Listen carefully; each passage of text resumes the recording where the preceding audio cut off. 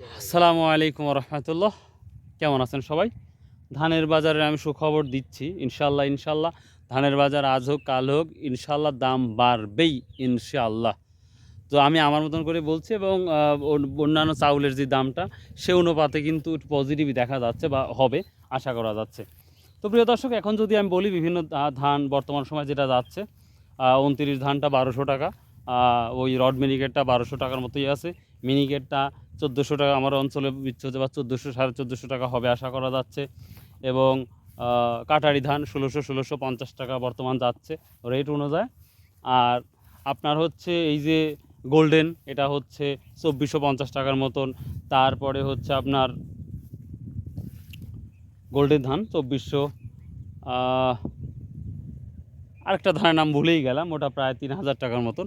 তো এবং যারা বাদশা ভোগ বা আমরা কাটারি বলি, বিরিয়ানি চাউল যেটা বলি, এই ধরনের চাউলের কিন্তু এটা মানে দাম আছে 3000 থেকে শুরু করে 4500 টাকার মতন দাম আছে। যাক, সেটাতে আমরা না যাই। 29 এই কাটারি, তারপর গোল্ডেন হীরা, তারপরে হচ্ছে আপনার মিনিকেট, এই নিয়ে আলোচনা করলাম। তো যাই হোক, এই তো মোটামুটি আজকের বা কালকের বাজার এখন বর্তমান যাচ্ছে। তবে বাজার ইনশাল্লাহ বাড়বে নিশ্চিত বলা যেতে পারে, ইনশাল্লাহ ইনশাল্লাহ আল্লাহ যদি চায়। আর একটা কথা বলি, এই যে ধানের জন্য অলরেডি কিন্তু এই যে বিছন চারছি অলরেডি আমরা। তো অনেকেই একটু বিরক্ত বোধ করতেছেন যে এই বিছন যখন চারেন বা যখন জমিতে ফেলেন, তখন দেখা যায় একটা ব্যাপার, কবুতর কিন্তু খায়, খুব যন্ত্রণা করে। তো এখান থেকে কি করবেন? এখানের সহজ একটা উপায় আমি শিখিয়ে দিচ্ছি, আশা করি আপনার খুব লাভ হবে।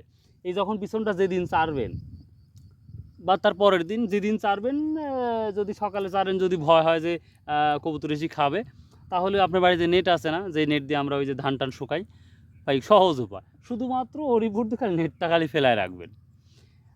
নেটটা ফেলায় রাখবেন কয়দিন, 2 দিন বা 3 দিন বা 4 দিন। যখন দেখবেন যে কবুতর খাওয়ার মতন আর সেই পরিস্থিতি নেই, তখন জালটা নিয়ে বাড়িতে নিয়ে চলে যাবেন, নেটটা নিয়ে যাবেন।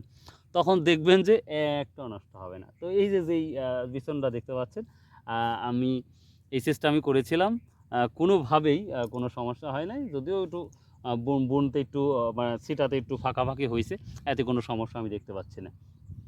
তো যদি এই টিপসটা প্রয়োগ করেন, ইনশাল্লাহ ইনশাল্লাহ আপনাদের এই বিছনগুলো নষ্ট হবে না।